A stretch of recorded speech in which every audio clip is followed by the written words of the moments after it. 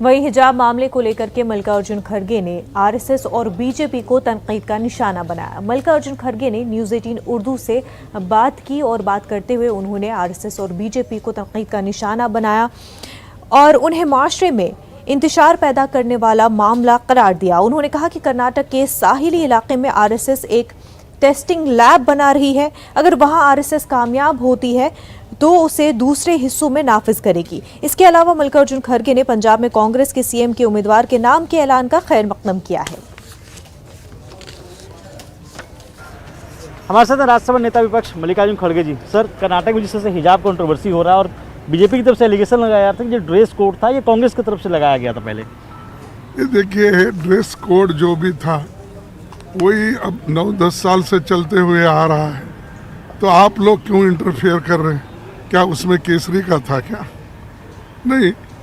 तो ये जो कर रहे हैं इन्हों आने के बाद एक के बाद एक ऐसे नए चीज़ें लाकर समाज को तोड़ने की कोशिश कर रहे हैं। और वो एक जो खास करके कोस्टल एरिया जो है कर्नाटक का, वो एक आरएसएस वालों ने उसको एक टेस्टिंग लेबोरेटरी बना ली है।